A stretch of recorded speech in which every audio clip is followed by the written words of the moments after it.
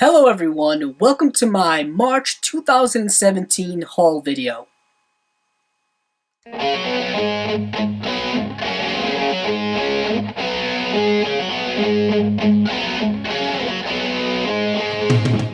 Well, luckily this month I'm actually able to put this video up in a relative good time.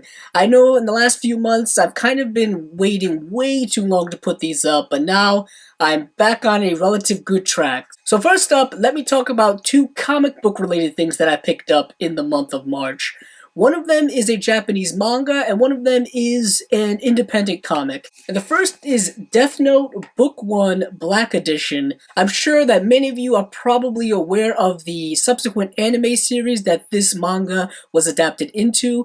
I have never actually read this manga or seen the animated series, so what I've been wanting to do for the last couple of years is to kind of read the manga and then watch the anime series for the various properties. And I thought I would finally decide to get into it, and starting with Death Note. And this is book 1 of, I believe, 6. And what these black editions contain are essentially the first 2 individual volumes of the manga series. So I am super excited to actually start this. I highly recommend picking up the series in these volumes. They are relatively affordable when you can find them on sale, and I'm hoping I will enjoy the series as much as I know many others do. The next up is a long-running series that I've been wanting to actually discuss a lot more on this channel, but haven't gotten to yet, and that is Saga, written by Brian K. Vaughan, who I think is just one of the best comic book writers to come along in the last several years. I really love delving into a lot of his work, which I hope to do a lot more of, but this is really his main series. This is what he is known for right now, and this is a multi-Eisner Award-winning series. And this is particularly Volume 7 of Saga.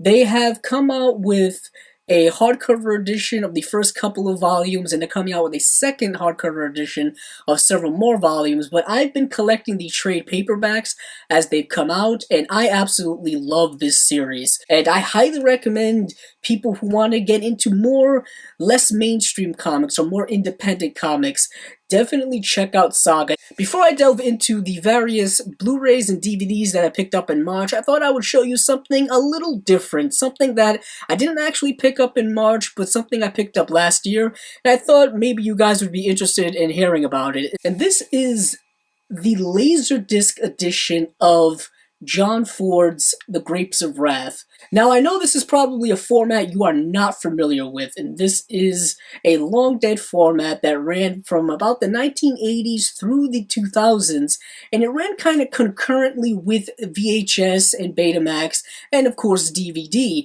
I think once DVD came out, it really kind of was the death knell for this format.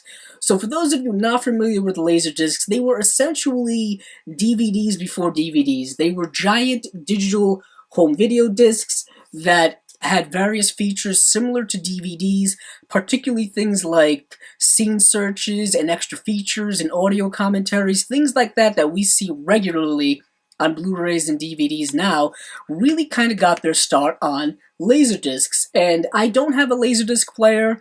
I know probably many people don't, but I know that it's a bit of a collector's item now, so that's why I kind of pick these up once in a while when I see one that I really want to have, and they are really relatively affordable now. I don't know if you can see this, but I got it for $1, so you can imagine how cheaply they go. First up, let me start with the one lone DVD pickup of the month. I don't pick up very many DVDs anymore, and when I do, they have to be for the right price. And the first one here is actually a television series that I'm sure many of you are familiar with, and that is Volume 12 of Family Guy.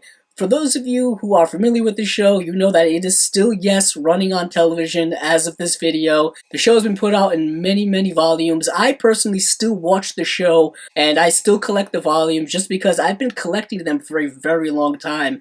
Some of the volumes of this show are some of the earliest TV on DVD stuff I ever got, and I've just continued the tradition ever since.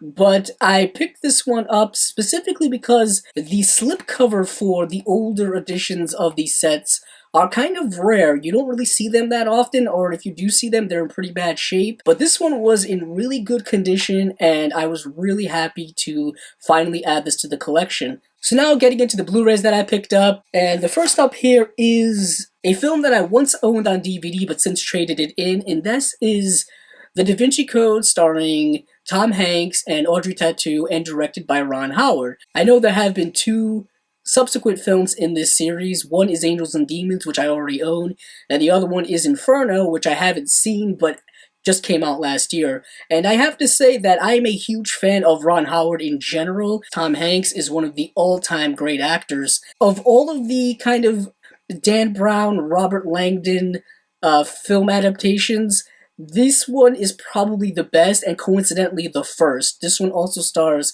Jean Reno and Sir Ian McKellen. Next up is a film that I have already seen but really wanted to add to the collection, but unfortunately the Blu-ray that already exists of it was the extended cut of the film and was not the theatrical cut, which is the one I had seen, and that is Donnie Brasco, starring Al Pacino and Johnny Depp. This is a really solid gangster film from the late 90s, I believe 1997, and Al Pacino is still considered one of the all-time great actors.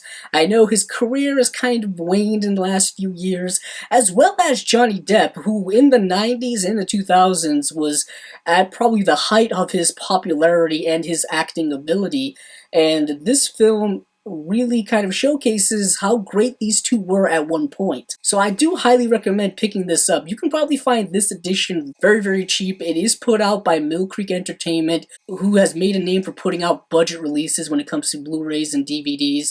So the picture quality probably won't be too great, and the audio quality won't be too great either, but it is very affordable if you want this specific cut of the film. Next up is a film that was one of my favorites the year it came out, and is directed by one of the best directors to come along in the last few years, and that is Sicario, directed by Denis Villeneuve, and this stars Emily Blunt, Benicio del Toro, and Josh Brolin, and this is a phenomenal film in my opinion. Just an exquisite film that's really an interesting social commentary on the war on drugs, specifically the relationship between the United States and Mexico when it comes to the war on drugs. And this film is just shot impeccably by the great Roger Deakins, who is one of the best cinematographers working today. He's one of the best of all time, in my opinion. And this edition specifically, as you can tell, is the 4K edition, containing also the Blu-ray and also a digital HD copy. The reason why I bought this edition, even though I don't quite have a 4K setup yet, is because it was actually cheaper than the Blu-ray edition, and I thought I might as well start picking up a couple of 4K editions as the prices drop for some of them, because that's probably the next major format that we're going to get. Next up is a film that I wasn't aware how popular it actually is until I actually told people I was watching it for the first time, and that is Empire Records. This is a film that came out in the early 1990s. It is an early film for a lot of actors you're probably familiar with, people like Renee Zellweger, Liv Tyler, Ethan Embry. Unfortunately, this Blu-ray does not look very good at all, and unfortunately this only comes with the theatrical cut of the film. I believe there is a lengthier cut of the film that is available on DVD, and also it doesn't come with a lot of the special features that were available earlier on DVD. I don't know why some companies continue to do that. They don't continue to port over a lot of the extras that they already have licensed, so it's not like they're paying for them.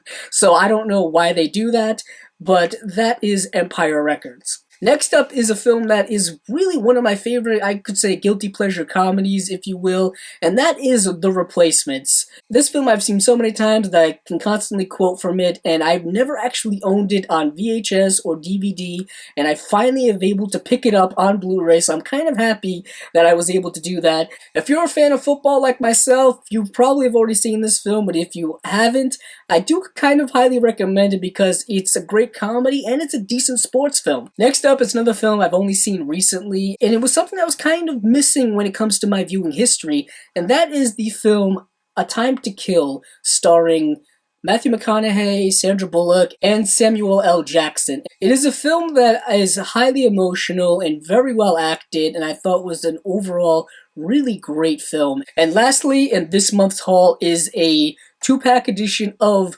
Godzilla films on Blu-ray, and this is Godzilla Tokyo SOS and Godzilla Final Wars.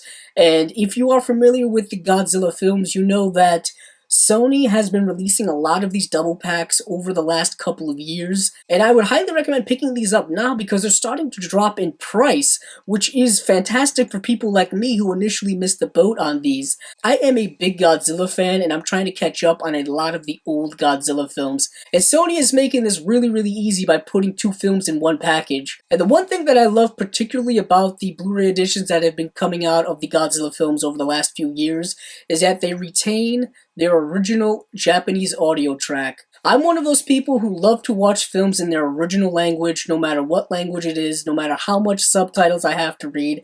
I love to do it. So that is it for the haul for March 2017. If you like this video, please check out the other videos on my channel.